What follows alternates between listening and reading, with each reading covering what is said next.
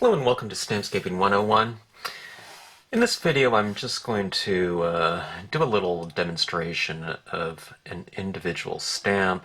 I'll use it in conjunction with other stamps, but I thought I would get into some individual stamp demonstrations for the purpose of putting them on our website under the stamp modules so that people can kind of see just kind of a specific application of a certain design rather than seeing, having to kind of sit through an entire video, in order to see how one component has been used in a scene. Now, I just started off with the Sedge Cluster Small here. It's number 265D. And I don't know, this has always been one of my favorite stamps in terms of its usability, in terms of how it blends with itself and other images. Okay, water is often a prominent visual within scenic stamping. Water tends to be a very soothing type of environment or whatnot, in life, and in scenes it's no different. I've stamped it 3 times here, and as you can see, I've overlapped it each time. I don't approach any scenic stamping like a jigsaw puzzle, like it's meant to be merged, exactly edge to edge, and that's how you get that seamless aspect of it. Okay, that has been stamped 3 times there, and I've changed, the height of it slightly just to avoid kind of, a monotony in terms of the repetition of height as far as it's been applied here. And this stamp here works really well with sedge filler. Okay, sedge filler is kind of that general grass texture, and you can just build, a grassy area as high as you want to right on top of this sedge filler, sedge cluster right here. Okay, sedge cluster, an open field of grass. There's a lot of options you can do with something like that. You can plant trees in it if you want to. You can put structures in it. Let's do something with this little church, which is number 291D. The alphabetical aspect of our naming convention has to do with the size of the stamp.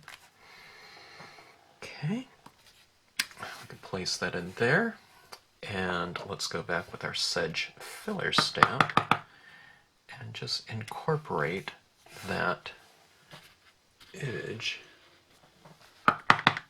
in with the rest of the scene like that. So as you can see, no masking is needed. I can make this even higher, like a little hill in the background, if I stamp more impressions of it, but go higher up. I might do it in a little bit of an arcing kind of I don't know, whatever layout, and it would look like a kind of more of a softer hill if I wanted to. But anyways, there's all kinds of options. And something like this, you can add in some more trees around this image just to kind of blend it in with the background. Okay, now that was done in a horizontal format. Let's do a couple more. This is done stamped on a glossy cardstock. Let's go to a matte cardstock. Glossy cardstock looks good in the layered dye-based ink application with the sponging technique. Let's stamp this out again. Okay, with each impression of this, I will change the height a little bit and re-ink in between impressions. Okay, edit it in. Let's go to our sedge filler stamp, number 251D C. Sorry. Okay, and let's not do the little church again. Let's try, this is called Cabin with Fence. Number 144F.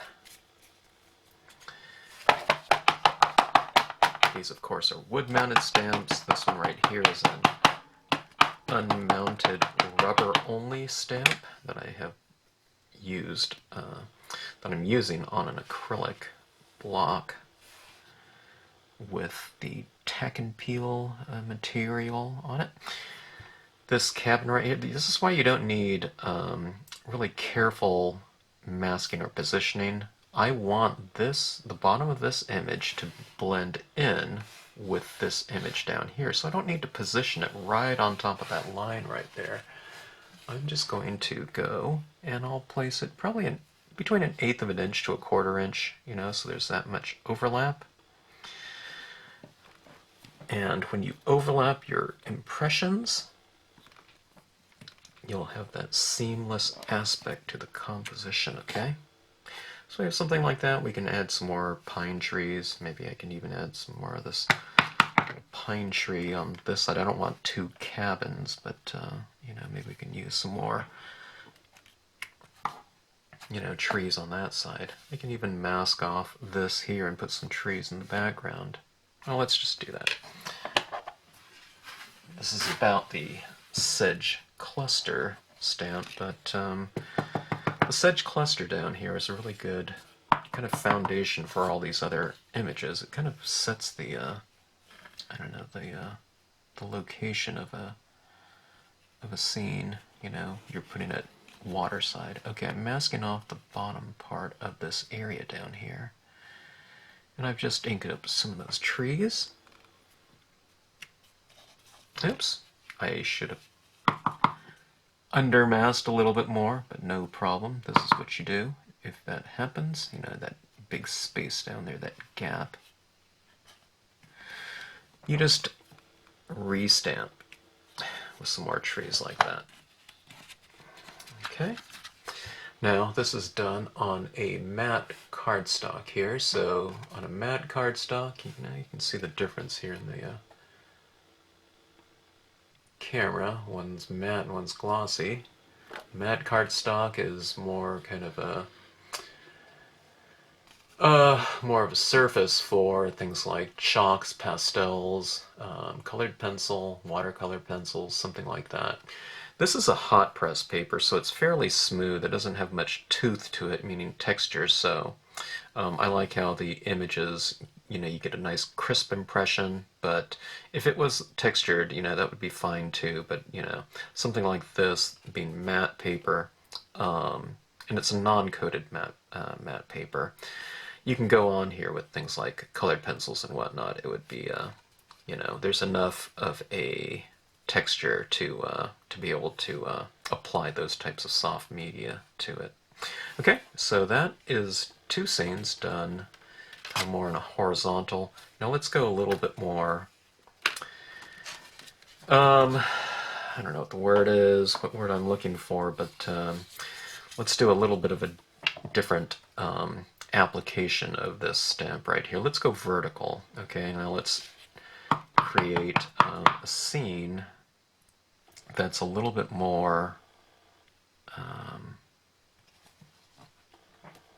there's a little bit more use of this image, okay? Let's say we're creating some kind of a marshy seasonal wetlands area maybe, okay?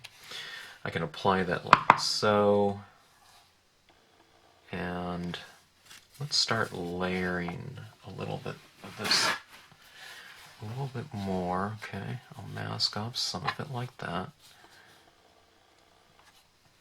I'm masking it off because I don't want those rocks down at the base there going into this next impression like that. Okay.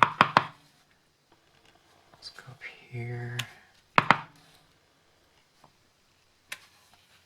And let's mask off this. Okay, come down. Something like that. And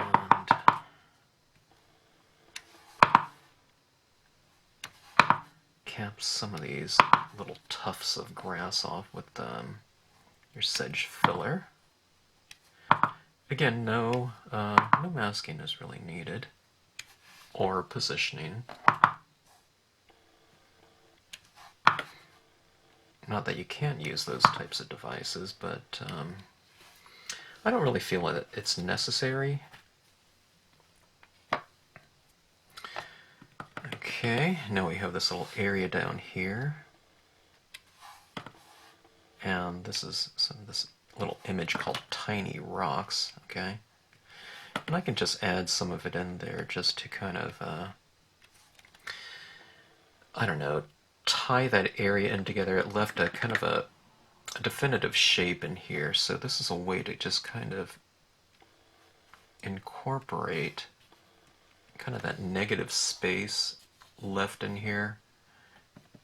You can incorporate it in with the imagery so it doesn't look so kind of out of place. Okay. Anyway, as you can see, I've left this little watery area here. I could have done this, much farther up and left more areas down here, but it creates a little bit of a pond type of look. And then again, you could, if I had a little bit more room, I could put a cabin or something like that in that area. Okay, so all this would be colored in green or, blue or whatever. Okay. All right, let's take a look at this again. And let's use something like pond, okay? I was going for something like this, little wetlands, marshy, seasonal type of thing. Let's use it with an actual stamp that is supposed to be a pond, okay? Stamp the pond out. Why don't we do it again? How about even a third time? Okay. And by the way, this is ink is a dye-based ink.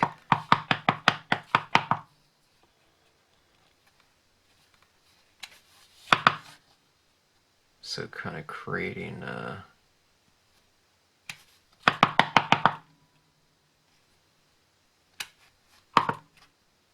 of that marshy area again. We have our negative space in here, but in this case, that's not going to be water in here. I actually could make it that, but I'll use my sedge filler, like so, to fill in the surrounding area. And you have this little marshy terrain in here. You can put, it'd be good for some birds or something like that, maybe.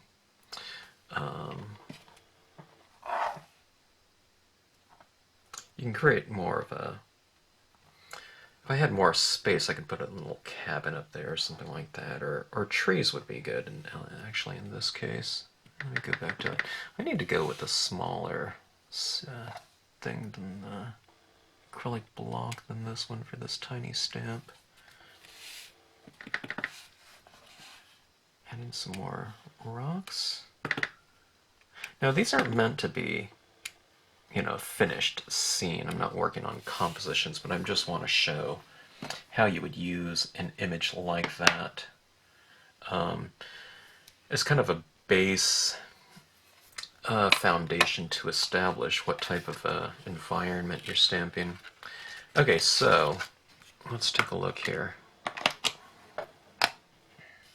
This is the larger version of it, by the way. There's an E and a D size. Something like this can be used in conjunction with this one, or they can be used separately. Of course, this one looks larger, so it could be something that's a little bit closer to you. Could do that in the foreground, could stamp something like this in the background. But let's take a look here and see some different foundations. Okay. You can stamp in a really huge scene if you wanted to.